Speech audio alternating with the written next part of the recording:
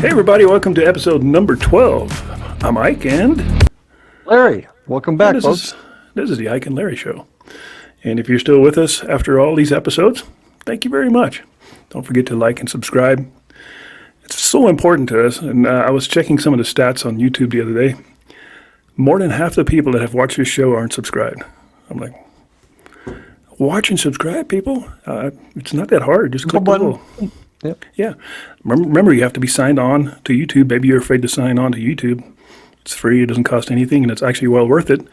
Because if you sign on to YouTube, you get all kinds of cool videos you get to watch that you subscribe to. They'll pop up in your feed right away, and you don't have to search for them. They'll remind you of new videos coming up on your phone. It's actually a pretty good deal. I mean, you can't go wrong with YouTube. Correct? Correct. What about Spotify? Spotify has been... I think there's just a handful of people that are listening to the show on Spotify. And that's another one of those deals because Spotify isn't free, as far as I know. I have to pay for my Spotify. But the people that are subscribed to Spotify, if you're a music person, like I'm a music person, I'm not advertising for Spotify and I'm not getting anything from them. I wish I was. But Spotify is pretty cool. It costs like pennies on the month, and you can literally store thousands of freaking songs on Spotify for free that are on your phone forever. And it's just not just music, but any kind of podcasts or any kind of news. So Spotify is a really cool deal. I like Spotify, and everybody in my family has Spotify because we use the crap out of it. So check it out on Spotify too. If you are listening on Spotify, do a thumbs up or a heart or whatever the little insignia thing is they have over there to show that you appreciate it and like it. That's the only way we can make this channel grow because on the onset of the birth of this baby, at the genesis of this podcast, I said we're going to do 25 episodes, and if it doesn't grow even at the slightest, then I'm going to pull the plug because I also have better things to do. Even though I enjoy doing these things, but if you're just doing it for, if it's not going anywhere, then no sense of beating a dead dog. So subscribe if you want to listen to more of this crap. And speaking of crap, some of the crappiest shows where I was a foul-mouthed, the most annoying and irritating person have some of the highest viewers. So maybe that's what it takes, you lazy bastards. Turn on YouTube and watch this shit. Yeah, they're bored with me. They don't want to hear my garble. They think you're a professor. They think you're just the pillar of knowledge. And he is. Boy, he's been doing this forever. Would they be wrong if they thought that? No, Larry's really a smart guy. I'll take that in Bitcoin or any kind of, for saying that. Yeah, it'll be in your account later today. Oh, thanks. Yeah, actually, yeah. So anyway, I think it was last episode, I held up my little multimeter and we did some electric testing. Or I showed you how your body has electricity.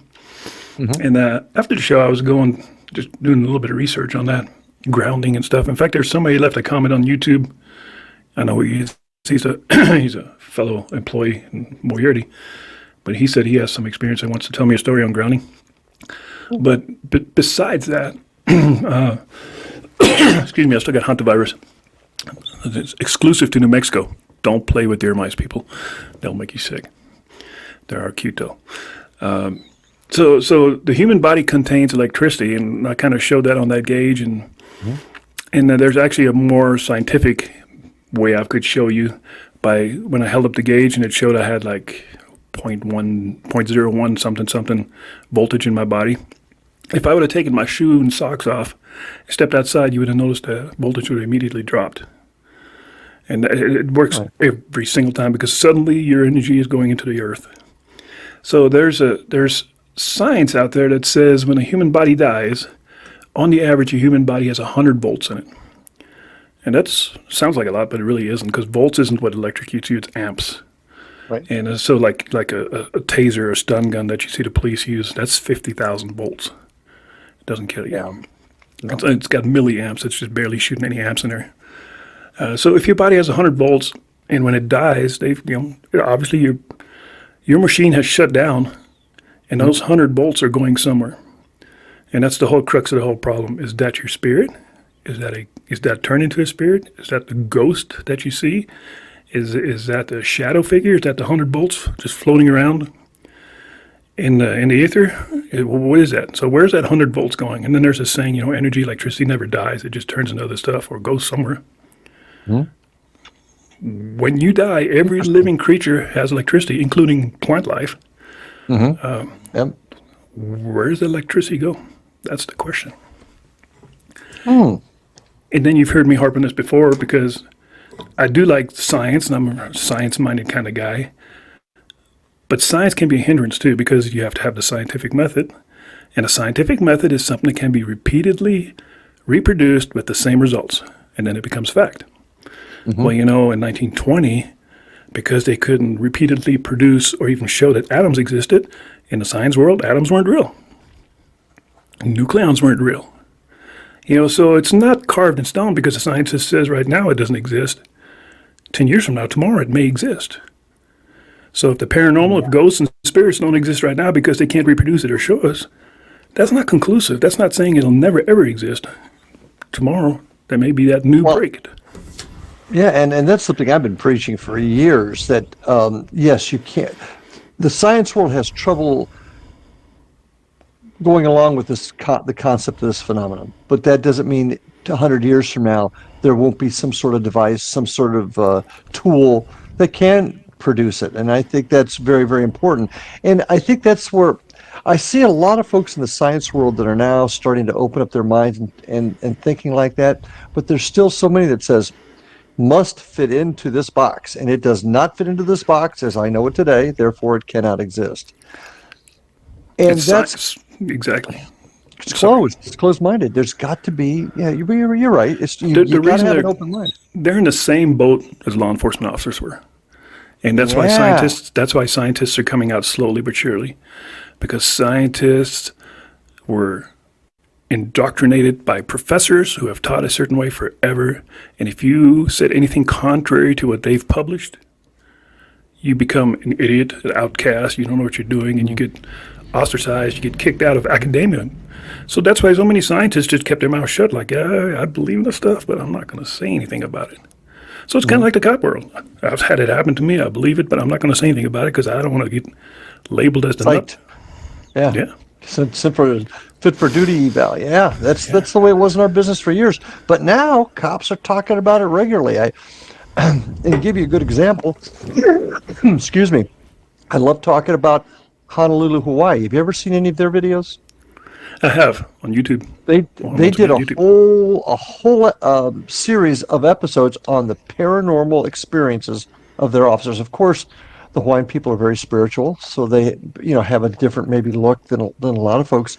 But they did a whole series of videos on paranormal experiences their officers had on duty. It was really something, but it goes to show the change in our field where maybe the minds are opening up a little bit. And that doesn't mean you got to be crazy and believe everything. You still have to look at things with a discerning eye. But the second we as cops close our minds and are not open to other pieces of evidence, other possibilities while investigating a crime, we'll never solve anything. The key word we keep talking about or say all the time is open mind. And open mind is important. I mean, it's more than just, a saying like I'm open-minded. You really got to give every side a fair shake at it. You can't be so tribal and so fixed on one ideology that, I listen to this, but I think it's bullshit. You really got to give it an effort to see things, and empaths are really good at that, and I consider myself one of those freaks. But see things from another side. Empath or the freak? Empath or the freak? Which one? I'm both. I'm an empathic freak. Okay. If you can look at somebody who's hurting or crying or sad, and you yourself feel bad for that person and almost feel what they're going through, then you're an empath. You kind of have a sense for other people's emotions and feelings. I've known a lot of people that don't have that at all, and they really fall on the spectrum of narcissistic or psychopathic. They care only about themselves, and there's probably no help for those people at all to begin with. I don't know if you can change it, but I think most people feel that way. Most people have a sense of decency and a sense of, I feel bad for whatever the situation there might be encountering on somebody else. I don't even know how we got off on that subject, but open-minded. Be open-minded is more than just a saying. You can't be a hardcore cult member and say I'm open-minded, and then just I'm listening to this, but no, there's more to it. And like the Hawaiian police officers, their spiritual beliefs make them very open-minded. Navajo police officers are very open-minded. And if you're open-minded, you probably end up seeing and feeling and hearing much more than a person walks around with blinders on all day long. And if you're in our business, isn't that a good thing? It saves your life. We made it. Yeah, absolutely. And the thing I always like to say is, people say, Larry, you're a cop. How can you believe in this stuff? And I said, well, look, if I come to your house to investigate a crime, and I just walk in, look at the crime scene and say, well, this is what happened because this is what I think. And that's it. Or would you rather I come in and say, let's look at all the evidence, put the pieces together and find out who really committed this crime? What would you rather have? Oh, the second one. Paranormal investigation's no different. Let's keep an open mind, look at all the evidence. To investigate, if you're not open-minded, you're not investigating. If you're coming in with a preconceived notion of who did it and what did, then that's a really shabby investigation, and you're probably going to get it all wrong because so many times it just goes in so many different directions, and you have to poke the bear. You have to, Can I tell you how I learned my biggest lesson in learning that? Can I tell you this real quick? You go ahead. Okay. I was a detective sergeant. I ran a crimes against children unit, and I got called out. My guys were tied up, so I went to the hospital, and this little girl, beautiful little girl, 4 or 5 years old, the biggest black eyes you'd ever seen. And my first thought, my first comment, I remembered it like it was yesterday, was somebody's going to jail for this. But then I investigated it. And then I looked into what happened. I kept an open mind. I looked at the evidence. And as it turned out, the little girl was playing outside. She fell and she hit her head right here. Mm-hmm. No real discerning marks. And this was all medically proven. And what happened was blood vessels burst in here and they drained down into her eyes. Nothing happened to her. It was an accident from a kid playing. It was unfortunate, but she received no permanent damage. But my first thought was somebody's going to jail. How close-minded is that? But luckily, I was able to at least investigate, look at the evidence, and determine it was just a simple accident, poor little thing. But that whole event changed how I looked at a lot of things.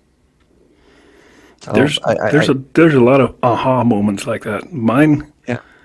Not to be a one-upper or tell a story on top of yours, but similar incident with a case of a 15-year-old female that was mentally handicapped who had mentality of, they said, 5 or 6-year-old. Mm-hmm. And when you looked at her and talked to her, and it was like talking to a 5 or 6-year-old.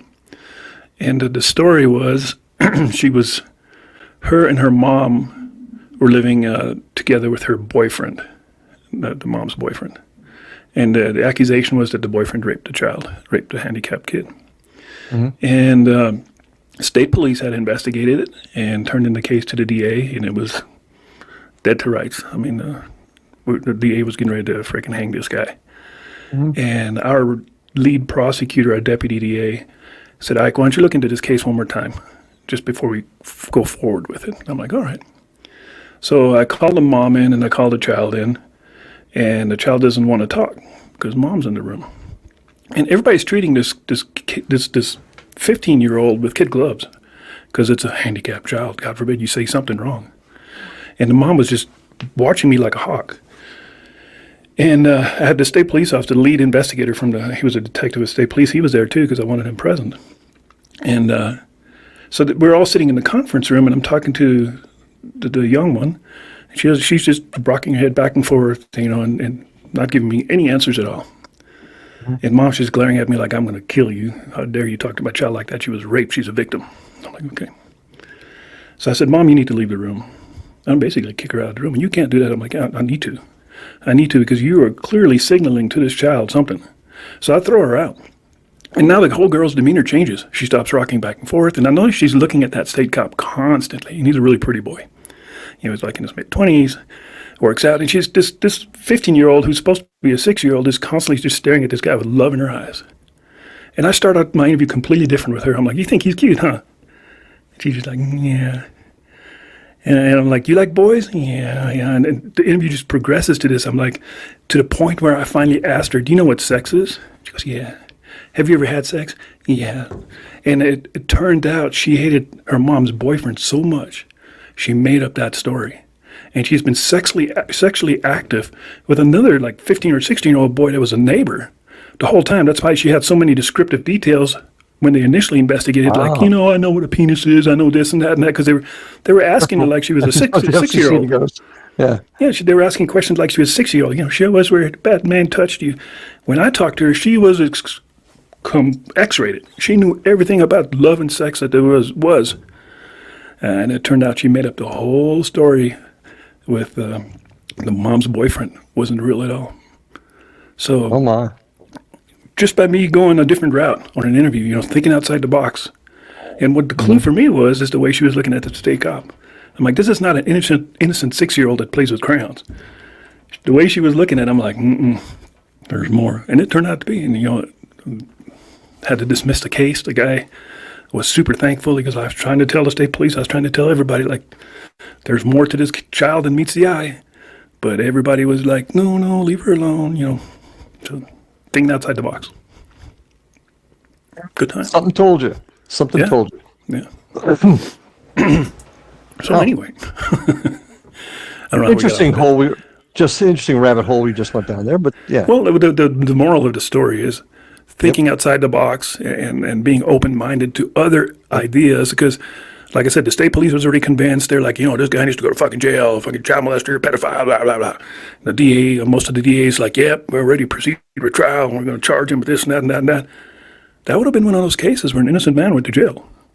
And when people say that doesn't happen, well, that would have been a case where an innocent man would have got convicted. Yeah, and there's no justice in that. So, Nope.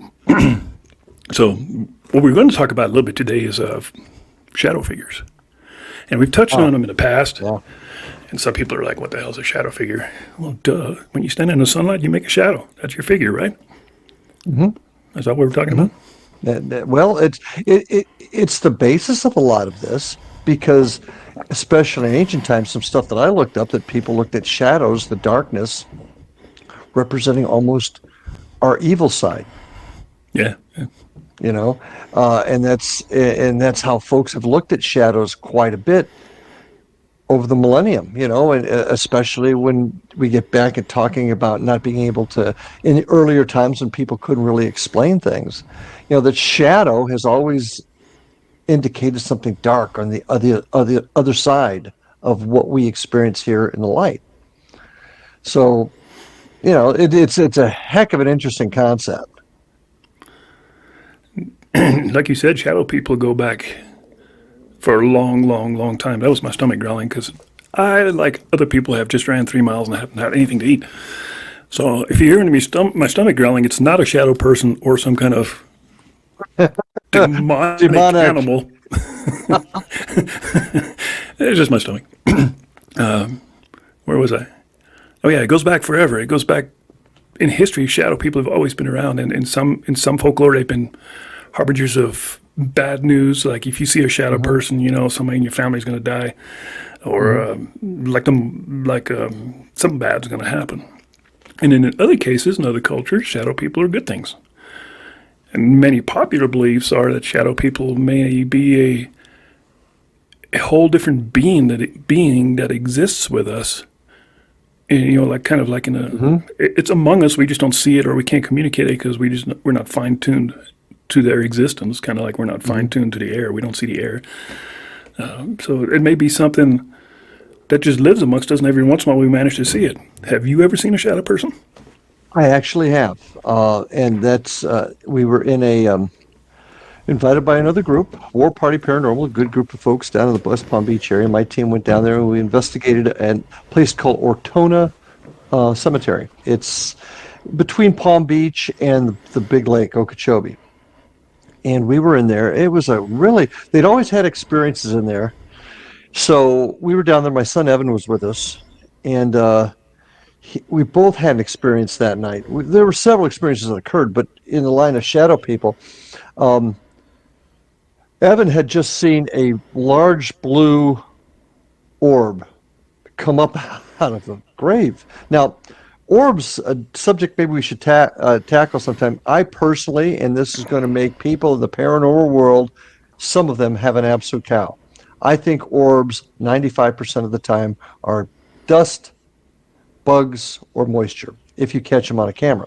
You see an orb with your eye, if you can rule out something like St. Elmo's fire, something like that, then I'm willing to talk about orbs. And that's what Evan saw that night. He saw a big blue orb. And I hear him, I'm sorry, over to my left. And just after he saw it, a full figure, and there was nobody else around, I mean, where I was at, because there was just enough light that if it was a person or another member of our group that was out there, I would have been able to tell. But a black figure, arms, legs, shoulder, heads, went right in front of me. And there was nothing there. Now, no, I wasn't drinking. I wasn't doing anything I shouldn't have been doing. I was merely out in a cemetery investigating. And that's probably the most pronounced shadow figure. I've seen some other minor ones, but this was absolutely full-bodied and no question about it, and dark, all completely black. Yeah. That's Yep. I've seen. I can think of two that I've seen. Out of the corner of your eye, seeing shadow figures, I've probably seen 100 of them through my life. You always see something like you look at it real quick, like what the hell was that? But I've seen two, and the one I've seen the clearest was right here on my property, and I had a friend over. I know it's hard to believe having a friend over since I don't have any friends. But at that time, there was a friend here, and he was getting ready to leave, and it was probably 9 o'clock at night. It's dark, summertime. We walk outside. I walk him outside to leave, and we stand outside, talk for a few minutes, and it's such a beautiful night. The stars are out, and it's really pretty outside. So he gets in his car and leaves, and I sit down on my unit. I have my police car parked out front, and I sit down on the hood just to look up at the sky, thinking, man, these stars are bright out here. Something you Floridians have no clue about. We don't. Yeah. And I look up and I look down. I look straight ahead of me because something catches my attention directly in front of my focal point. And there's a humanoid, pitch black. It blacks out everything behind it. So it's just a solid black mass. Person that's probably 5'7", 5'8", somewhere in there. Walk right past me, like 10 feet away. Just walks right past me. It startled me to the point where I jump off the hood. I'm like, the first thought I thought of was maybe it's my neighbor. My neighbor's quite a ways down the road, but I thought maybe he's out for a nighttime stroll. Your brain just can't comprehend real quick what's going on. So I'm making all kinds of weird. I jump off the hood and I take like 3 steps and I look. There's a big cedar tree there, and I'm thinking this person went around behind the cedar tree. And I look and I'm like, there's absolutely nobody there. I'm like, what the hell was that? And then I calm down a little bit and I'm thinking, this person was pitch freaking black. And there was some ambient light from the sky, and my house wasn't too far away, and there was a kitchen light on, so it illuminated the area a little bit. I'm thinking if that was a person, I would have seen what he was wearing, kind of, or jacket or stuff. This was just a cardboard cutout of a pitch black, solid, bipedal thing walking past me. And I'm like, that was cool as hell. I'm like, I don't know what that was. And that's what happened to me in Ortona. There was some lights in the cemetery that were on. It was a fairly. Now, I will disagree with you. When you get into that part of Florida, into the interior, where you don't have a lot of light pollution, it's amazing what we can see in that part of Florida. And Ortona was in that kind of an area. And so we had enough light so that if it had been a person, I would have seen what they were wearing. But it's just that pitch deep black figure. Oh, I heard that. I heard your stomach talking to us again there. It's talking back. It's co-hosting today. Do you hear that rumbling sound? Yeah. I got washboards out there on the road like you've never seen before. And people think it's amusing to do like 80 miles an hour on those things.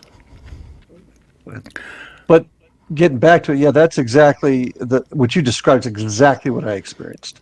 Exactly. Now, have you ever seen, because I have, my second encounter is, I don't know if you can call it a shadow person because it's in color. So I can think of 2 occasions where I've seen people in color that weren't there. And maybe it's hallucination. A full-bodied apparition. Yeah. A full-bodied apparition. I've seen that 3 times. First time, I've talked about it before, was in the Dade County Jail when I first worked into law enforcement. I was a corrections officer down in Miami. Saw a guy on the catwalk going on the outside of the cells, and I was sitting in the control booth, plain as day, full color. I thought it was our lieutenant sneaking up to catch us sleeping or whatever. And he just walked. I saw him go right to left. Nothing spooky, nothing see-through, nothing wispy. It was a person. I hollered at my guys hey, lieutenants on the catwalk, and they went out. One went right, one went left. They would have had to run into anybody on the catwalk, and there was nobody there. And then in the Marsh Landing restaurant in Fellsmere, I saw a woman in white standing in a spot where we got a picture. It's a fairly famous picture in the area. We call her Lady in Purple was taken. And this person was trying to, I thought, recreate the photograph of the person there. I see a woman wearing kind of like a white or light colored outfit, and she's rocking back and forth on her feet. And the guy said, I said, you taking a picture to compare the Lady in Purple? He goes, what are you talking about? Or are you trying to take a comparison photo to go with the Lady in Purple? What are you talking about? I said, the picture, the person you're taking the picture of, and they were gone. So that was two. Same Marsh Landing, I saw full color again, a big, tall, lanky, cowboy-looking guy go from one side of the wall to the other. I've passed all my psychs. I carried a gun and badge for 40 years, so I know I'm somewhat normal, and I know what I saw. So those are the full-body apparitions. I've seen that 3 times. The shadow person in the true format of the shadow person, just that one time, except for oftentimes in the corner of your eyes. I've seen stuff moving. They're all pretty bizarre. I mean, the 2 I've seen, I was a captain with the police department, and I'm in my office, goofing off as usual. And my desk faced, when I'm sitting behind my desk, I could face the entrance to my office, and there was a corridor that went to the cells. And I know the homies had just arrested a couple of people, one of them being a female. I've never even seen them. I didn't care. I don't know what was going on. I just know they had a male and a female, and they put them back there in the holding cells because I heard the commotion. And people always talk and chit-chat real loud, and of course to proclaim their innocence, and and I want my phone call and all that crap. Yeah. So I'm just kind of listening to that while I'm sitting in my office, and then I see the officers go into the deputy's day room and they start their reports and stuff. So everything's quiet now, and they settle down in the cells back there. And I'm looking down, doing something on my computer, and I look up and I see a female semi-run past my door, and I can describe what she's wearing. She's wearing a turquoise and brown jacket, and she was a Caucasian female. And immediately my mind goes like, shit, the prisoner escaped. Yeah, that's what I would have thought. I come out from behind my desk. I run out in the hallway, and the hallway is fairly short because the person was going from right to left. And if you go to the left, in 10 feet is the main entrance to the PD, and there's a secretary right there. And so I'm thinking, if anybody would have seen this, the secretary would have seen this. So I come flying out, and I'm looking left and right, and the secretary's like, what the hell is the matter with you, Kevin? I'm like, didn't you just see this person run by? She goes, there ain't nobody here. And the deputies are in the deputy room, come to hear the commotion. They come flying, and not the deputies, the officers. They come running up to me, and they're like, what's going on, Cap? I'm like, check your prisoners. Make sure your prisoners are still there. I just seen a woman go by. And I go back there, and I'm like, yeah, everybody's still here. I seen it plain as day. I mean, to even see the type of clothes she was wearing and stuff, like, what the heck was that? Was I seeing a different dimension where this person actually escaped? Now, I did go back to verify the people in the cell, and the female didn't look anything like the one I seen, nor had a turquoise jacket that I've seen. Okay. So it was real. It was, I seen it. It was real. How do you explain that? The next question I would be interested in asking your opinion, residual or intelligent, i.e., was this just something that is playing on a loop? Like we think of a residual, or was this something, like you said, crossing over on a dimension? I don't know. I would have to lean on residual, because if it was intelligent, she would have looked in my office and seen how outstanding, good-looking Captain was, and probably stopped and said hello. Oh no, she was going by your office. Yes. So. Oh, never mind. Yeah. No, really. In reality, I don't know. I don't know if anybody's ever, as far as I know, there was never a female that escaped from there. There were several males that have tunneled their way out of there, but I don't even know why that would exist, unless it's a different reality, and in that reality, a female did escape. Well, let's ask this question then. Let me ask this question. We're talking about shadow figures in that blackness sense, that black mass type of thing. Now, for years, I've been told this by doctors. When you're seeing stuff out of the corner of your eyes, it's because you're tired or you're overly stressed. I don't know that I buy that one anymore. But what about figures you see that aren't black, but they're more white, see-through, opaque, and you could see you can't see features, but you see arms and legs and torsos, and they're moving. And the one thing that comes to my mind was that, I know we've talked about this before too, that place down in that agency down in New Mexico, where on the security cameras, they clearly got a opaque figure walking through their gated, guarded, locked up Sally impound field, Sallyport. Do you consider that a shadow figure, or is that in the same realm, do you think? I think they're all the same but different. Different species maybe. Because the shadow figure, the black shadow figures have also been identified or called Slender Man or Hat Man. And, my wife on this property, one time we were sitting on the porch on this house where you were at, that time you came to visit. We're sitting on the porch and she's looking across the field and she freaks out. She goes, I just seen a dark shadow figure down there wearing a hat. And that's long before we even knew anything about Hat Man or even Hat Man even existed. She goes, he was wearing like an Indiana Jones hat and he was all blacked out. And I'm like, where'd he go? And she goes, he looked like he crossed the road. So I actually went down there and checked across the field and stuff, and I didn't see anybody. It was daytime. This was not a nighttime vision. So I think they're probably similar, but maybe different species. If they are such a thing, maybe they're just different critters. Because I got to say, I've seen more colorful apparitions than I have black. And if it's a product of your mind, if your mind is really producing these artifacts, why is it producing black shadow figures? If I'm tired, my mind would producing maybe a good hamburger, or maybe my motorcycle or something that I really like. What's the point of my mind producing a shadow figure? Okay, two possibilities here. One is maybe it is a dark type of entity, and I think, I don't know if this is so much a construct of how we look at things, is that darkness means evil, and that's how we perceive it then when we see it. That's how our mind perceives it, because that's how we're generated, or it is something that's bad. Yeah, we perceive darkness as evil because it's prehistoric instilled in us. The sun goes down, predators come out, and we get eaten. Yeah. So dark times are bad times. Well, and I think your comment on the Slender Man is particularly important, because in some of and I didn't get a chance to spend as much time on it as I'd like to have this week, but Slender Man becomes a real important part of the lore of the shadow figure, because he's seen as a white hat, dark suit, dark tie, super skinny. And I always thought that. Go ahead. I'm sorry. Unusually long arms too. Yeah. And I thought for sure there was some German legend or lore about somebody that looked like that also. There may be. I've never looked it up. I've never checked actual. I could actually be. Yeah.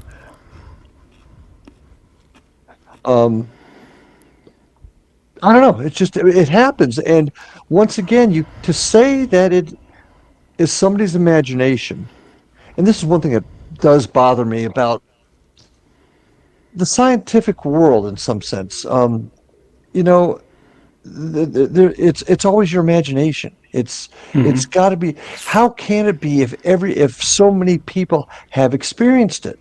To say that it isn't a phenomenon of some kind, and I'll stop short of saying it was a ghost or something evil, because I don't 100% know. But to say it's nothing, yeah, that's kind of an overreach, I think, on pinheads that think they know it all. Because is there something that you can't see? Is something that you can't see with your own eyes make a shadow? Yes, and I can give you a great example. Okay. Ultraviolet light, or infrared light. Okay. Have you ever looked through your infrared cameras when you have no night vision, and you hold your hand and you see a shadow on the wall? Try it. You can have IR shadows. It works great. I've made shadow puppets just to prove that point in the past. Actually, you're right. Yeah. Now, I hadn't really experimented on like that, but now that I think about it, you're 100% right. Without the camera, or if you move the camera away from your eyes, you're not going to see the IR light nor the shadow. You're not going to see anything. So clearly, out of our visual spectrum, it exists, and you can actually create a shadow with it. And that's just with IR light. Who knows what other visual light bands or light frequencies are out there that we don't even comprehend. Interesting. Didn't even think about that. Yeah.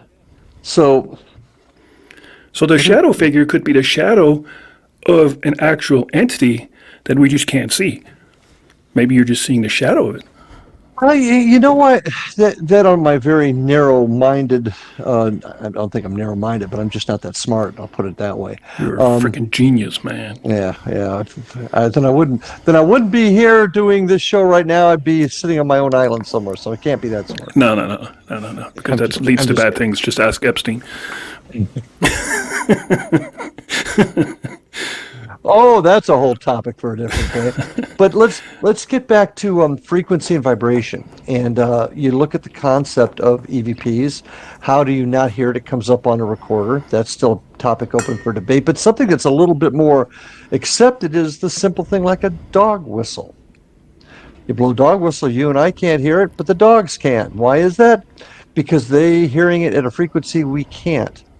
Is it possible then for our vision to have that same issue conceptually with light? 100%. Because look at bees. Bees see in the ultraviolet spectrum, which on the far left is infrared, on the far right is ultraviolet. Bees see in the ultraviolet spectrum. They see things we do not see. And the reason they see in that color, that's why flowers are such bright colors, because they're more prominent in ultraviolet. So, there's no other reason for a flower to be pretty yellow or blue, or not blue, but yellow, red, and all those colors. It's because in ultraviolet light, they're more prominent, and that's what bees are looking for, is flowers. We don't see an ultraviolet. You can get an ultraviolet filter on your camera, and it turns everything pink. I've never had one because it's too expensive. They might have gotten cheaper now, but on the earlier days, you could buy a filter for your camera that would open it up to infrared and ultraviolet, and kind of gives you a pink hue on everything you see. It supposedly shows you the things that are hidden in that light spectrum that you can't see with your naked eye. Well, that's what night vision goggles do, basically. You put those things on, most of the time it's green. The ones that we use are mostly, what you're seeing is green in front of you, but it's same concept, isn't it? It's IR. There's two types of night vision. There's night vision that uses infrared, and it usually has an illuminator built onto it, like your camera, where you have to use a flashlight that shoots a invisible beam, and that's what the camera sees. Hence, that's how you make the shadows. I'll do a little test video with that for the next episode. We'll throw it on here. I'll show you how that works. And then there's also the more advanced technology that uses light magnification, like the military grade stuff that costs $5,000. That's not IR anymore. That they use light magnification, so it can take the weakest little light signal out there and just amplify it by millions. And then that's generally all green. That turns everything a greenish color. That's cool stuff. I've got to play with that stuff when I was in the police force. Yeah, that's really neat.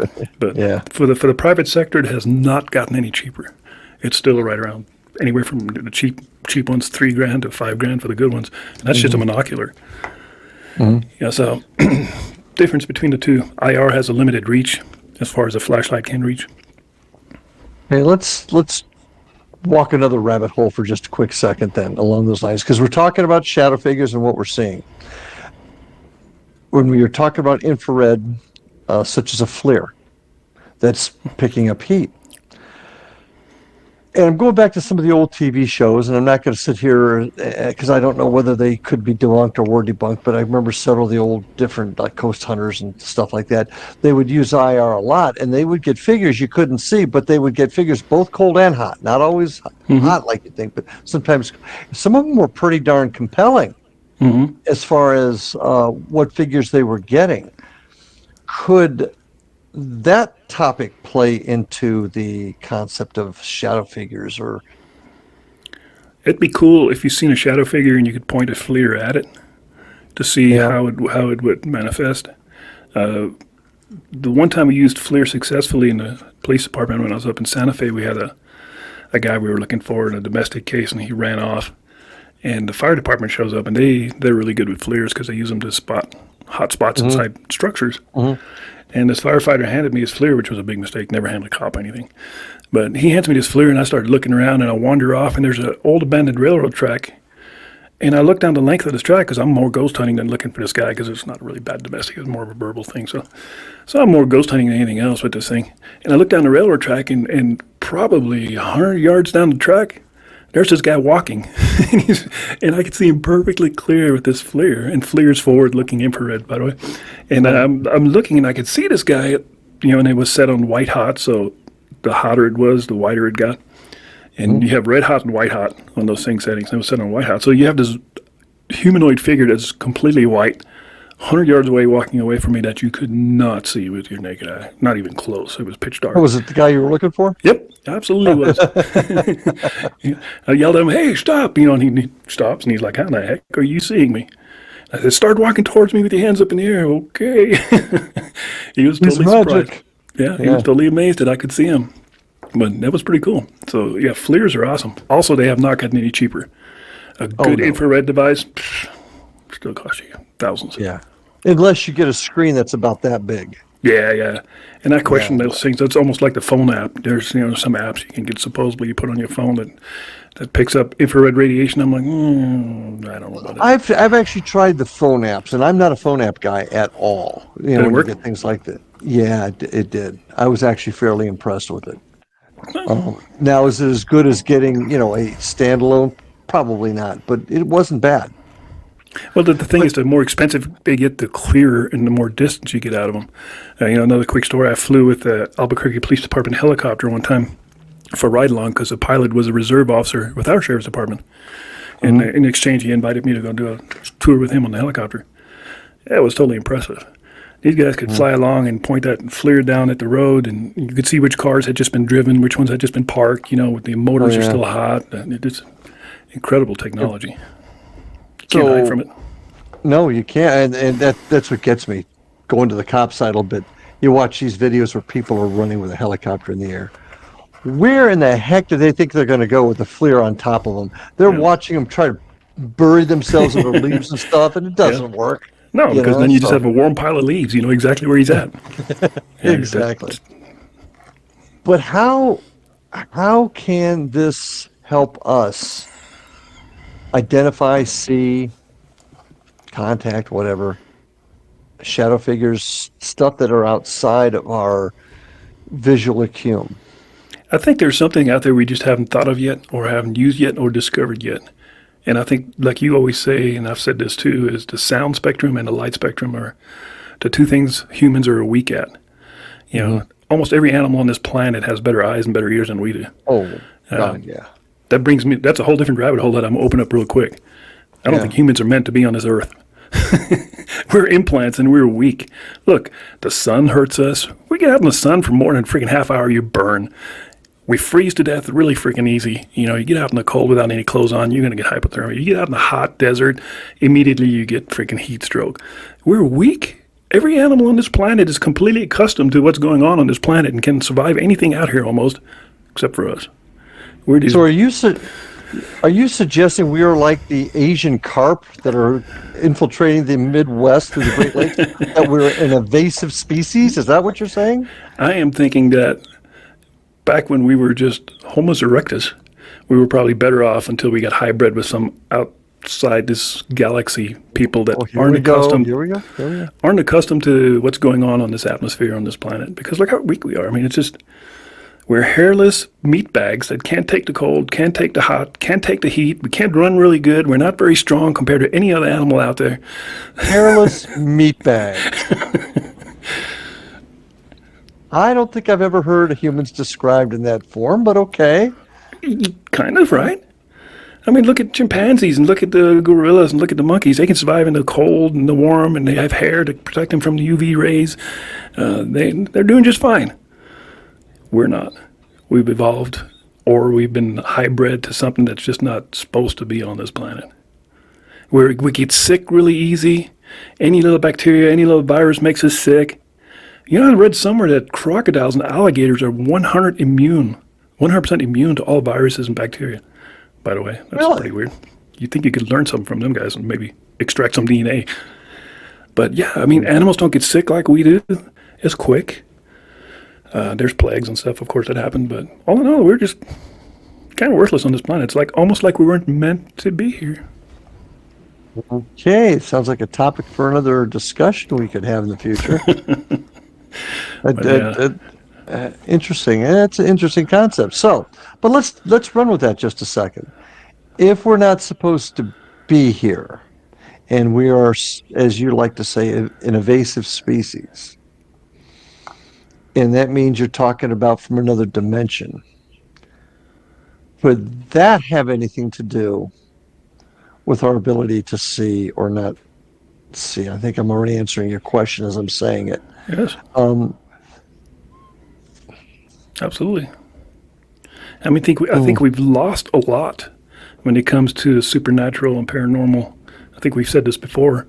I think 200 years ago, people were much more spiritual than we are now, and 2,000 years ago and 20,000 years ago, we were probably much more spiritual than we are now, and probably much more in tune because we didn't have all this interference with technology and EMF devices and all this crap going on. I kind of went through a period in my law enforcement career where I was really studying camouflage, and the reason being was surveillances and whatnot, how to be seen and how not to be seen. And had some friends that were hunters, particularly turkey hunters, and they talked to me. Their description to me was a lot of what you were saying is that the human eye doesn't catch things. In other words, I could be sitting there fully kitted out in a ghillie suit, and a human would not see me. But a deer would, because they have the ability to discern other shapes inside of the camouflage, and that's why if you move even slightly, even in a ghillie suit, an animal see it, but a human won't, because we don't have the visual ability. Because we're hairless meatbags. Hairless meatbags. I think I like that. I'm going to write that down. Hairless because meatbag. You think about a deer, how much better evolved to survive on this planet is it than we are? The five senses. What are the five senses? Sight.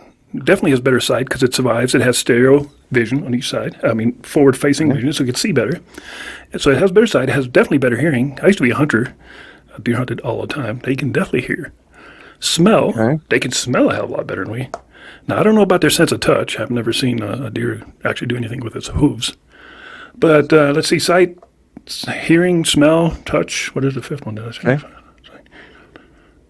Taste. Yeah, I don't know if a deer can taste any better than we can. We might be a little better at that. But the important survival ones, I've never seen anybody save their life by taste. But hearing, sight, are very important for survival. Okay, we completely lack that. Do we? Okay, you're going right down the road I want to go here. We don't have that ability, so how are we seeing shadow people? How are we catching shadows out of the corner of our eyes? Because it's kind of contradictory when you think about it. I think it's an ability we probably have, and each one of us has, but it's just been lost through time. People lose things through time. Do you know how to make soap? That's something that's happened, Sure. I know how to make soap. I go to you know how to make lye?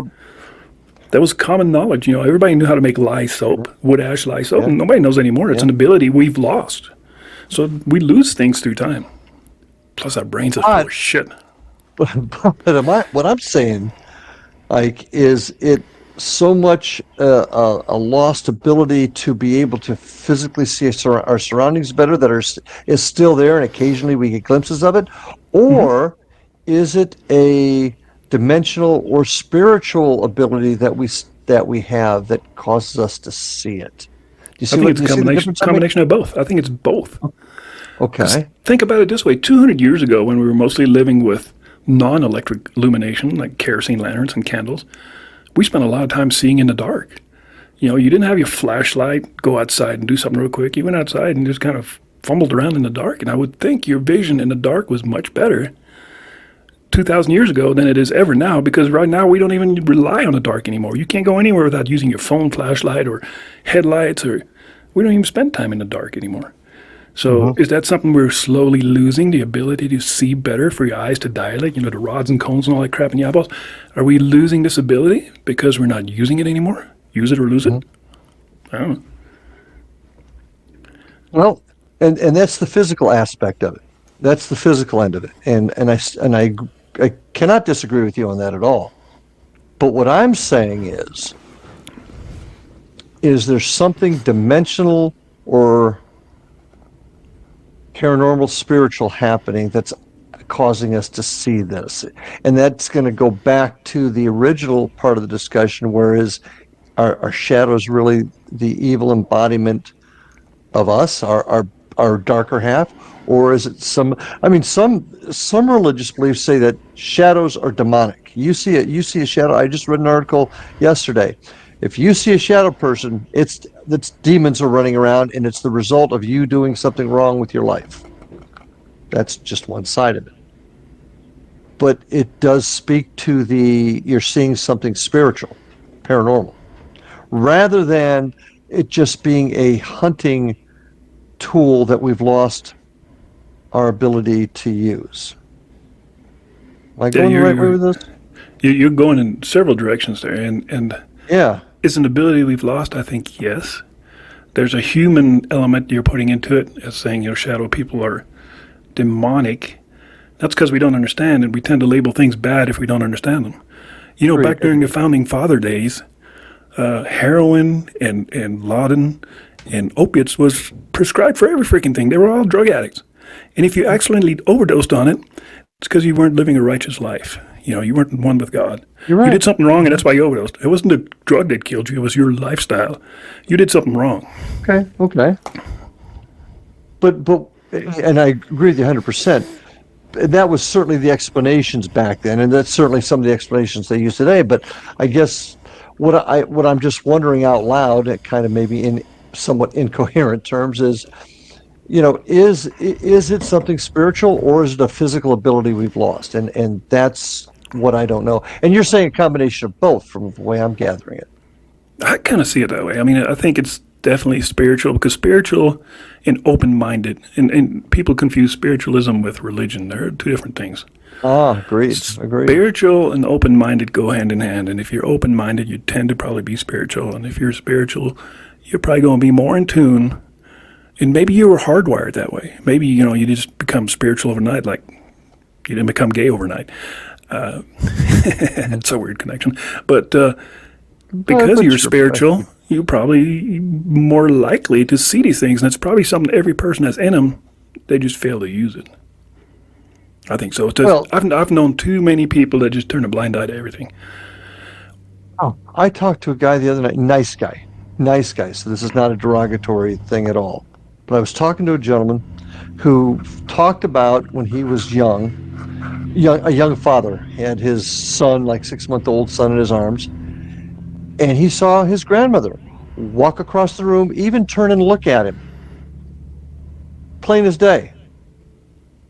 But just said, I must have been imagining it. Out of the blue. Yeah. I mean, there's those just stories, some folks... those stories are rampant. I mean, there's just probably, I don't know, this is a wild guess. I would think 1 out of every 4 people who's lost a family member, maybe less, maybe 1 out of 10 who's lost a family member has experienced that family member to come see him post-mortem, show up in the house or knock on the door or call, their cell phone rings with their number on it or some weird stuff like that. It happens a lot. And unfortunately, most people just explain it off. Instead of being open-minded and looking into all options, what possibly could have just happened now, it's like, well, I'm tired. My mind made that stuff up. And that's sad. And that's what people do with shadow figures a lot. They pass that off.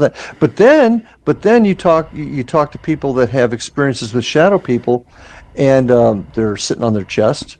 They're causing them some sort of physical restriction. They're holding them down. You've seen that. I was reading where people that dream of shadow people, that's the evil coming back. I mean, there's all kinds of descriptions. I'm not purporting that, but that's what it is. But well, that comes back again to we vilify what we don't understand. That's where the old hag comes from. Norwegian folklore of the hag sitting on your chest, which starts out as a shadow figure and then pounces on your chest and you can't breathe. Now, the scientist will tell you it's sleep paralysis, and they're going to stick with that story. And the layperson's going to say it's an old freaking witch that's freaking trying to suck your soul out of your mouth. There's got to be something in between. It's just people just need to explain it somehow, and that's their solution to it. What is it really? Because those stories go back forever of people having sleep paralysis, or and it's not a medical condition. They're perfectly fine. A good example of that is, I think I've mentioned that before, Les Stroud. the original Survivor man when he was Sasquatch hunting in the Canadian up there in, I think it was in British Columbia. And he said he woke up in the middle of the night with something really, really heavy on his chest. And he couldn't move. And he was trying to fight it off of his chest, and he can't get it off. And that same night, he's seen light anomalies in the sky, bait that he put out really high in the trees, disappeared. All his cameras, surveillance cameras malfunctioned. And this guy's not a professional Sasquatch hunter. He's a professional mountain survivalist. And he wasn't doing this for fame or glory or anything like that. In fact, he got really ridiculed and lost a huge chunk of his audience by people calling him crazy. Like, look, you're a survivalist, you do this and that. Why are you going after a fictitious creature like Bigfoot? I mean, you're just selling your soul now. And the reason he did this, and this is me talking from watching the documentary, the reason he went after Sasquatch is because years prior he was in Alaska and he was setting up a shoot of one of his survival series, and he had the camera set up on the tripod, and he wandered off to get some firewood. And he hears some branches break. He looks up, and there's a bipedal hairy critter that's like freaking 8 foot tall staring at him. And he's like, holy shit, Bigfoot's real. I've been out here for 30 freaking some odd years now. I've never seen one, but there's obviously a Bigfoot. And he's trying to work his way back to the camera so he can turn the tripod towards it. As he's working his way back towards the camera, this thing just tears through the woods, breaking branches and stuff, and it's gone. Mm-hmm. He said, I've never seen one before or after. But I know there's something out there now. You know, and that's why he had this Bigfoot episode. It's actually fascinating to watch. You can see it on YouTube, I think, for free. You just go Les Stroud, Bigfoot, and it's like 1, 2, 3, and 4. And you know, he's a professional filmmaker, so it's really well put together. And but that's how he got started. You know, up until then, that was just folklore as nonsense. I've been in the woods for 35 years. I've never seen a damn fake Bigfoot. It doesn't exist. And bam, there's a Bigfoot. Like, whoops, something just happened. And that happens to a lot of people in our world. Ghosts aren't real. You guys are crazy. You're just making shit up. It's an overactive imagination. You're doing drugs. You're too tired. You're working too hard. You're sick. You got a mental health issue until it's something happens to them. And then it's all of a sudden like, oh my God, I was wrong about everything. You know, wipe the slate. It's clean. Start over. Yeah, but there's still so many folks that it can happen to them. They're still willing to explain it off. It's got to be something good. You know, it's got to be something good that happens to them. Otherwise, they will explain it off. Yeah. And sometimes the people that say, I'm a skeptic. You're not really a skeptic, because a skeptic means you're open to both sides.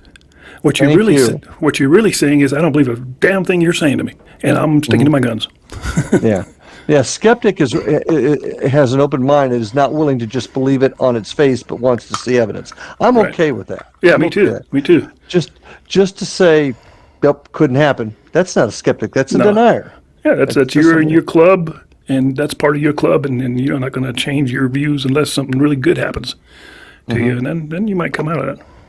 Now, here's something I'll throw at you, getting back to our shadow figure topic. Can the experience of seeing a shadow figure be a harbinger of good or bad events to have happen? I would say it has nothing to do with any of it. I think they live in their own realm. They're just doing their own thing, because I can't think of any instances where a person had communication with a shadow figure or interacted with one. It always seems like they're doing their own thing, right? Yeah. So, but I'm going back to the and just this is going down the cryptid road, but the Mothman down the Virginia. Yeah, right on the border of Ohio and West Virginia. I think it's West Pleasant. Virginia. Point Pleasant. I got a T-shirt. I actually went to that museum there. But they said every time they saw Mothman, a disaster was about to occur. Now, granted, that was actually seeing a winged critter, whether they did or not, I don't know, but something bad, i.e. the big bridge collapse that they had there, which, unfortunately, folks, and our hearts go out to our fellow citizens up in the Chesapeake Bay area, Maryland, with what happened. But right after the Mothman was seen down in Point Pleasant, the bridge collapsed. As then there were stories of other things. Every time the Mothman was seen, something happened. Now, granted, that's a little different because you're looking at a winged cryptid type of critter, but is there a connection? That's a whole different topic, actually, because cryptids that aren't Sasquatch, there's been freaking all kinds of weird sightings. Everything from thunderbirds to there's just some weird shit in this country. Yeah, there's. Maybe we'll talk about that someday. But I'm just trying to compare it to, because there's some say that the shadow person is a harbinger of bad to come. And is it just reaching a little bit, and then maybe just a coincidence?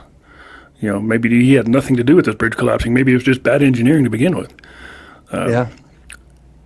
It makes me kind of wonder why a cryptid with wings would show up and tell you, like, your bridge is getting ready to collapse. I don't really know why he would be doing that. Why does any of it occur? I mean, But there's tons of eyewitness accounts of that weird-looking bat-type, Jeepers Creepers-looking freaky thing flying around out there. But I also don't think that there's any definitive stories of a description, like he had green scales and long, gnarly fingernails. It's a black winged creature. Yeah, it's a shadow person with wings. Yeah, I mean, and if I got that wrong, folks out there, feel free to let us know. But that's my understanding of what I know of Mothman. They saw the critter, but it was in black. It was at night. It wasn't, from what I understand anyway. So that's why I drew the connection with the shadow figure concept. And the stories that they are harbingers of bad and evil things to occur. But yeah. What is she? It's just like ley lines too. Not to go back to that, but people took the topic of ley lines and they went through all different iterations of it, what it was and what it wasn't and what it meant. I don't know. It's people are doing with shadow figures too. Maybe they're just. My personal thoughts and experiences with shadow people is this: I think they're an entity that has nothing to do with anything else that we think of. They're not your residual ghosts. They're not spirits. They're just a specific thing that lives in its own environment and does its own thing. So, like I said, I can't think of any cases, with the exception of the Mothman, which really isn't quite the same as what I'm seeing. No, it's not. It's not. They really don't interact with us. They do tend to hang out in notoriously haunted places that are purported to be haunted, because that's where you always seem to catch them. But they may be everywhere. It's just we're not looking. It's like me seeing one outside my yard. I mean, what the hell? What was he doing there? As far as I know, there's nothing haunted there. I think it's just something completely unique and different that's, once again, unexplained. Yeah, and I mean, there are stories, too, of dark shadows standing in a room just looking at somebody lying down sleeping. Yes. But are they dark shadows? Are they dark shadows because the room's dark? Are they actually colored apparitions? You just can't tell because it's dark? Well, that would put some... I wonder. Good thought, but that says that there must be some sort of physical being to them, not just an energy of vision, for lack of a better term. I don't know if that's a good word, but if you saw it in color, it'd be like flesh and blood, solid me. Right. If a shadow's blending it out. Right. So. But there's plenty of stories of human apparitions being in your bedroom, staring at you sleeping, or more so probably than not is just a sense of it looking at you or staring at you. And when you look, you just catch a glimpse of it for a second. You don't ever actually see a full apparition, but something was there and it was. Here's the kicker. We don't know for sure, do we? Because I've had that feeling many times. It goes back to the sixth sense. The old tingly feeling, the overwhelming sensation that there's something staring at you. I have a great sixth sense. I can tell when my dog is staring at me. My dog could be on the other side of the house and he's just freaking staring at me, and I'm just like, freaking dog staring at me. Wow. Well, that sixth sense. Go ahead. I'm sorry. Everybody has that. I think most people just don't know about it or care about it. But go into a public area and stare at a person's back of the head. Like if you're in a restaurant or something, just stare at a person and then see. Eventually, this person will turn around and look at you like, "What the heck are you looking at?" How the heck did he know you were staring at him? I've done that with my kids. Their back is to me, and I'm just staring, and then suddenly they'll turn around. What, Dad? Yep. So I've done that, and I agree with you. And a lot of folks in our business, we call it sixth sense, cop sense, gut instinct, whatever. I think it is something that we can develop to a sense, and then if we can develop it, you got to ask where did it come from, and what's causing it, because it's not something you touch, feel, or see. It just mentally happens. But it's something that's out there in the universe that is communicating with you. It's transmitting some sort of energy to your brain to let you know that there's something out there. I mean, we refined it somewhat as police officers because we had to. It's a survival instinct. That's not just police officer. I'm sure it's military, and I'm sure it's anybody that has a job that could be dangerous. You tend to pay more attention. But as a police officer, you use it constantly, all the freaking time. Yep. I mean, how many times have we been walking down a dark alley or going through a darkened house, and you turned right then, right when you turned, you got the guy you were looking for. So we've all had that sort of thing happen. I agree. And it's got a really high success rate. Usually when you feel it, it's real. You make a traffic stop and you say, "Oh, this one's going to be a good one. It's going to lead up to an arrest." Yep. Yeah. This one's got firearms, or there's always something. And taking it a little bit out of the cop sense too, haven't you heard people say, "Follow your gut instinct when you want to do something. Do the first thing that you feel." Isn't that the same thing? How many times? Well, I don't know if it's happened to you or anybody else for that matter, but how many times have I had a gut feeling and envisioned something, some kind of outcome, and I didn't follow it, and it exactly happened? Like, for instance, riding my motorcycles, being out in the woods somewhere, and there's a really steep hill that's rocky, and I'm stopping at the bottom, and I'm looking up like, something tells me I probably shouldn't go up this hill. It might be obvious, but I've done it before, but this time I probably shouldn't do it. Screw it, do it anyway, and then get halfway up there and drop my bike. I'm like, shit, I told you. I've seen it coming. I shouldn't have poured gasoline on that fire before I did it. I already knew what was going to happen. That kind of thing. I mean, a lot of it is common sense. But there's also when you envision an outcome and it exactly happens the way you envisioned it, and you didn't do anything about it just because you didn't follow it. So, sixth sense, common sense, I don't know. I think they kind of a lot of the sixth sense stories might just be common sense actually.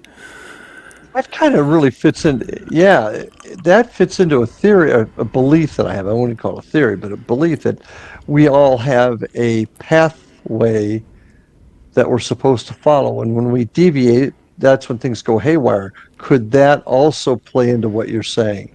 You're supposed to, you should not be doing this because it's taking you off your pathway. Sure enough, you do it and things go haywire. And maybe that's actually, part of.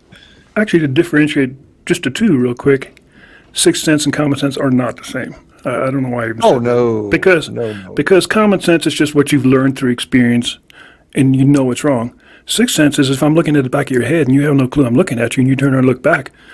That has nothing to do with the experience or common sense. It's just like, how did you know I was looking at you? Somehow your brain picked up a transient signal from me that I'm looking at you. So it is different. Mm-hmm. Oh, absolutely. You don't put your hand on a fry pan with a flame underneath it because you know it's going to be hot. Yeah, you know that. Yeah. Common sense. But, you're using that term, and it makes me think about the movie. Haley Joel Osment and, what's his face? Oh, gosh. Dirty Dancing? No. Oh, gosh. Urban Cowboy? No. Haley Joel Osment, it was Sixth Sense, the movie. Remember, where the little boy saw dead people? Haley Joel Osment and... yeah, the kid that says I see dead people. Yeah. It's been many, many years since I've seen it, but I know the movie, yeah. Yeah, I mean, they call that the Sixth Sense. A little bit different than what we're talking about when it comes to the Sixth Sense, but is it the same? Different, but the same. You've just got that mind's eye to see something that others can't. I don't want to paint the Sixth Sense into a paranormal box. I think it's a survival sense that we've lost once again because of our cushy lifestyles.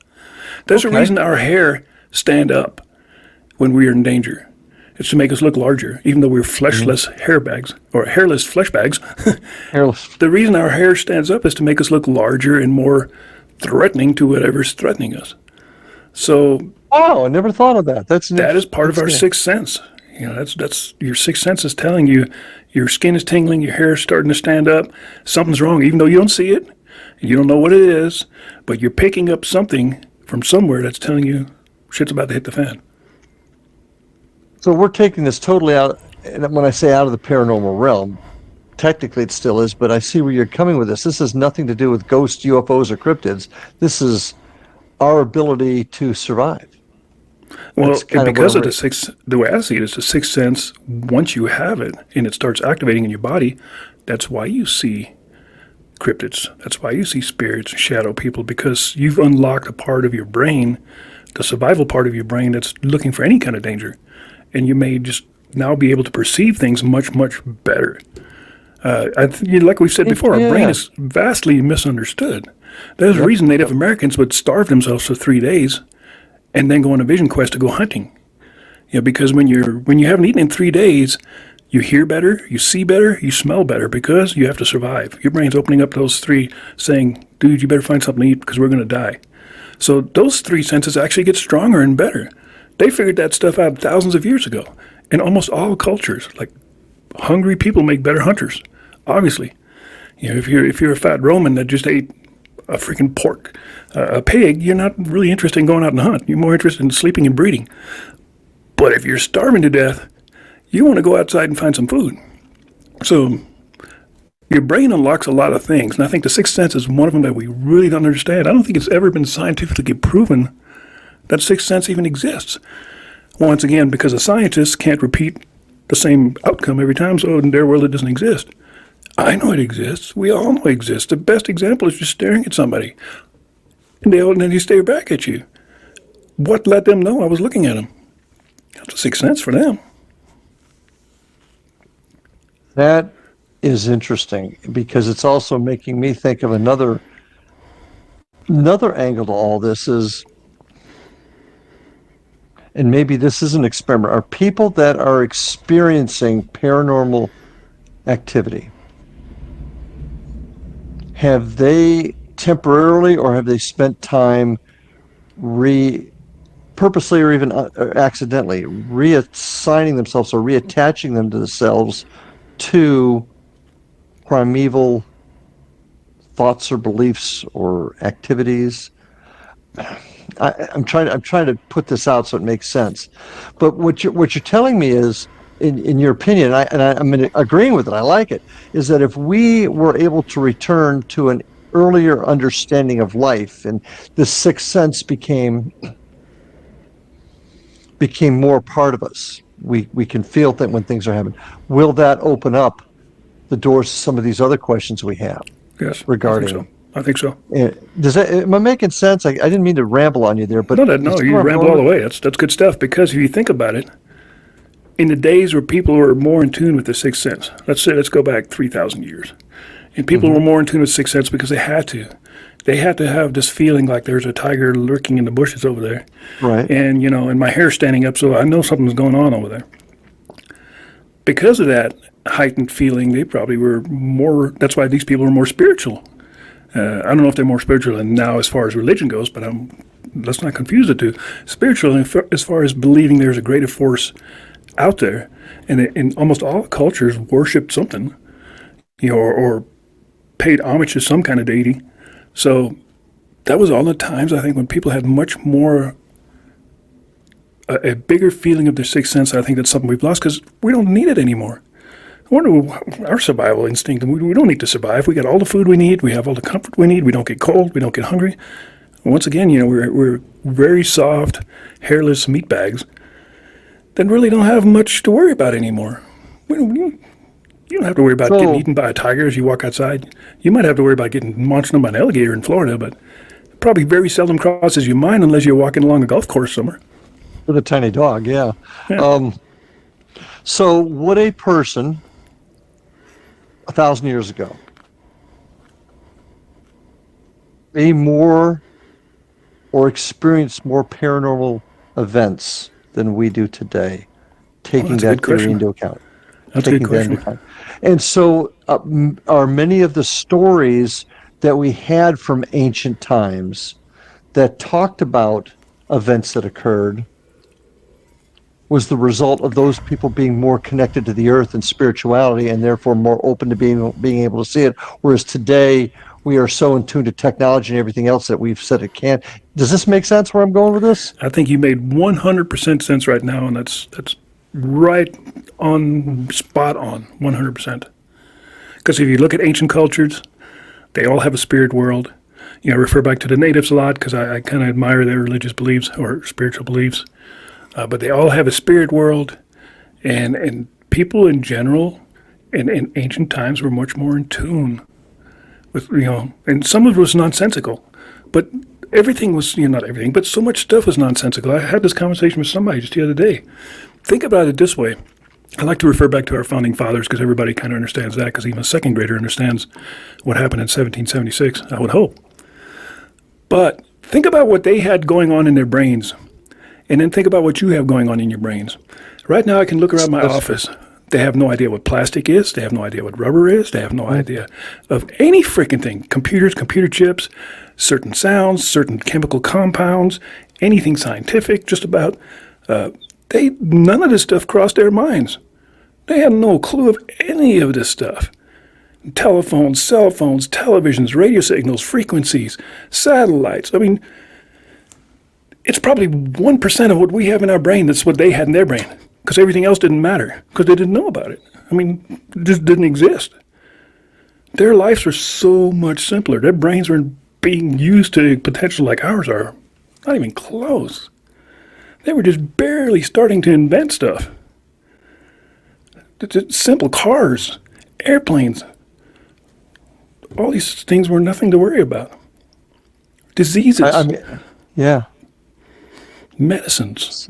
I mean, the list goes on and on. There's just everything that you can look around your room right now and probably spot a million things that they didn't know existed. Fibers, you plastic fibers, polyester. I'm just looking around in here. A disco ball. No clue what a disco ball is. That's right. You do have a disco ball in there. I forgot. Photography. Colored photography, videos, motion pictures. These people had no clue about any of this stuff. So what the heck did they think about all day long? Probably making booze, breeding, was always high on the food chain, eating. Yeah. That kind of stuff. Surviving. Okay. Because I'm now. Too much. I mean, I've got. Too much. No. I'm actually coming up with thoughts and theories right now, as well as other possible experiments. Let's take what you've said and let's put this right here for a second. Why does everybody hunt ghosts or do paranormal stuff at night? Why? I've said that before. Okay, but most people perceive that at night, you read books of horror stories on a dark and stormy night. That's the opening line, right? Why? Because dark at night, we are more in tune with our surroundings, in the sense that car doors aren't slamming, phones aren't ringing, people aren't talking, business isn't being conducted, kids aren't going to school. Our minds are all wrapped up on this, and at night, we're more open. That's what a lot of folks talk about when it comes to paranormal investigations today. And you and I both agree you get as much stuff during the day as you do at night. But we don't, maybe because our minds are so tied up in what's happening today. Take that to its furthest degree to go back to where we're talking about the ancient times, where none of the stuff ever occurs. And it is much simpler. And the mind is more open. And it goes back to, like our friend Chris Huff talks about, having just emptying your mind and being open to what's out there. Maybe those are the experiments we need to start thinking about. Yes. To find some answers. Maybe it isn't the gadgets. Maybe it isn't the millimeters and the REM pods. You might be onto something. My thoughts are always the reason you're more successful at night is, once again, the sixth sense. We're programmed to go in survival mode in the dark because the big tiger might eat us. And we've never lost that feeling. Okay. So it's at nighttime we're more alert, more in tune, more scared. And so we danger, catch more things. And if you could maybe meditate, not everybody can meditate. I can't. I heard it gives me hairy palms. Wait a minute, that's something different.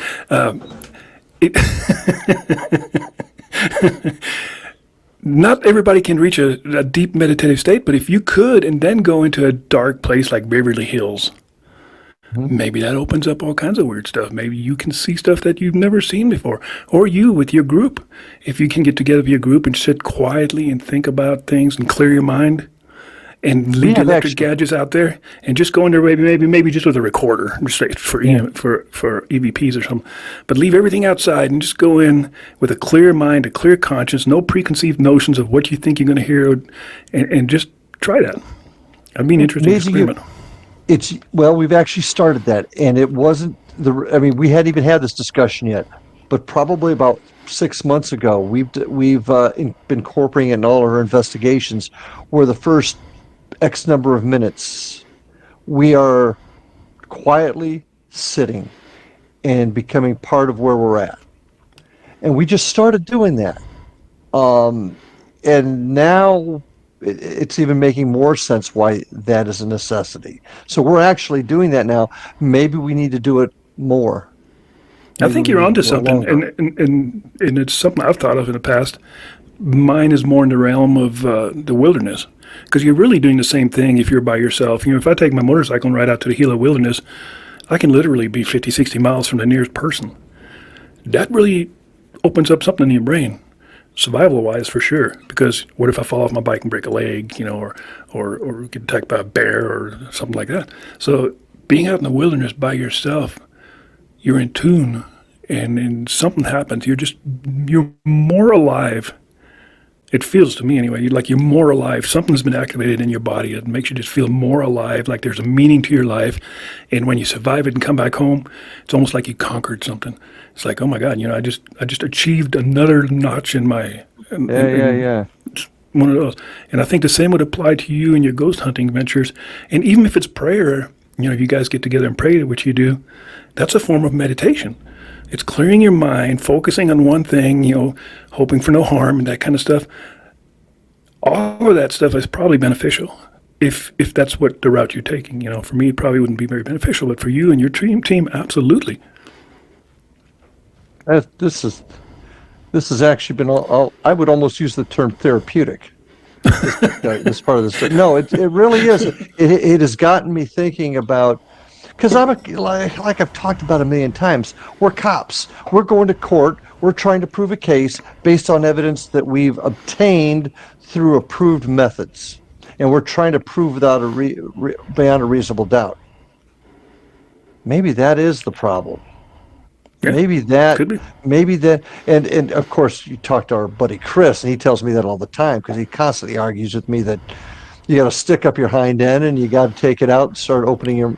And I'd like to think I have an open mind, but this has been an interesting conversation. A Brit telling an American he has a stick up his ass, isn't that kind of a contradiction in terms? I'm just saying Brits are pretty... Well, yeah, it's a Brit that's a medium. Just kidding, so. Chris, in case you're watching. Kidding, Chris. But no, that's very interesting stuff.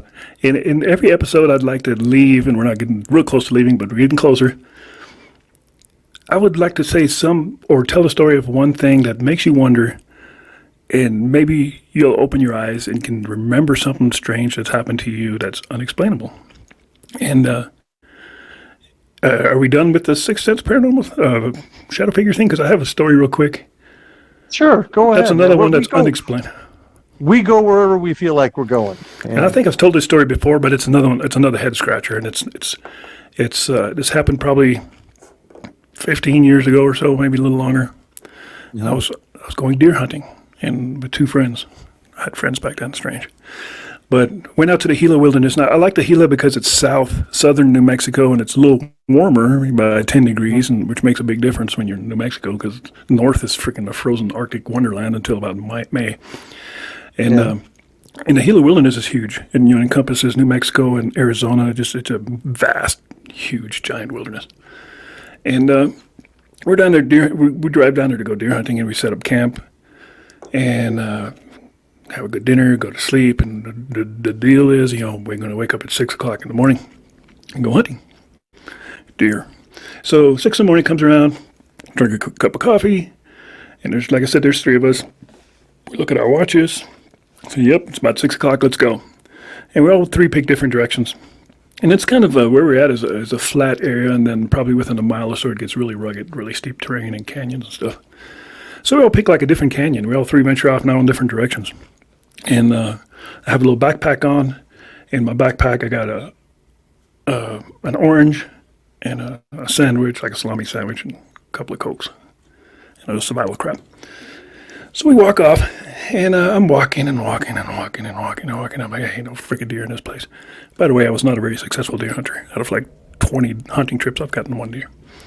So I'm walking, stop, look around, walk. And I look down at my watch, and I'm like, it's freaking 10 o'clock already. It feels like it. Walk, stop, look over at canyons and binoculars and stuff. Look at my watch again. No, actually, I walk, and there's a little washout, just maybe 15 feet deep, where the water had cut through a certain section. And I stop on top of this washout, and I look down, and there's just tons of pottery down there. And just shards everywhere. And I'm like, this is kind of cool.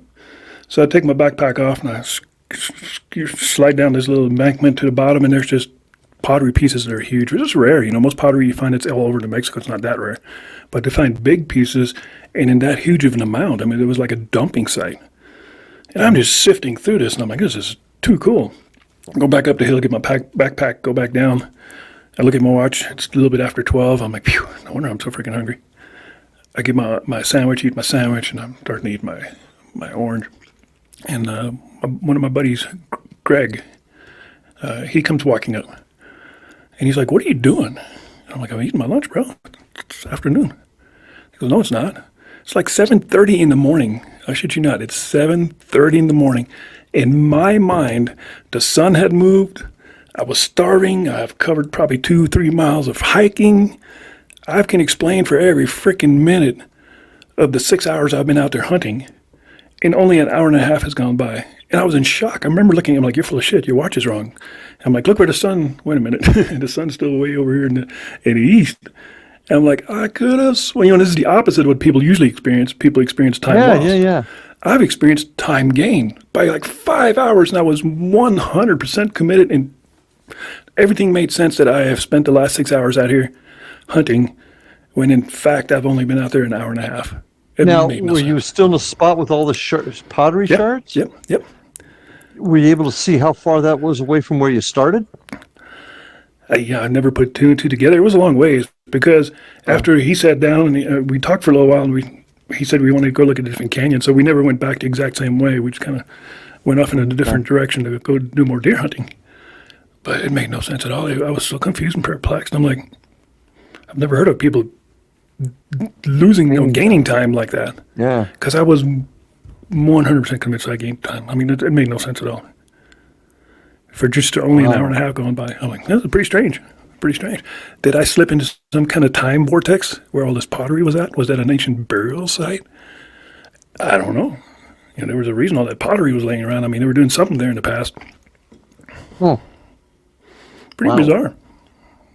That it was. And obviously, a perfect way to end. And, if I wouldn't have been into the paranormal even back then already, I would have never given it a second thought. I would have just thought, man, I must have not getting enough sleep or something. Or I would just explained it off somehow, like that was weird, and just left it at that. Mm-hmm.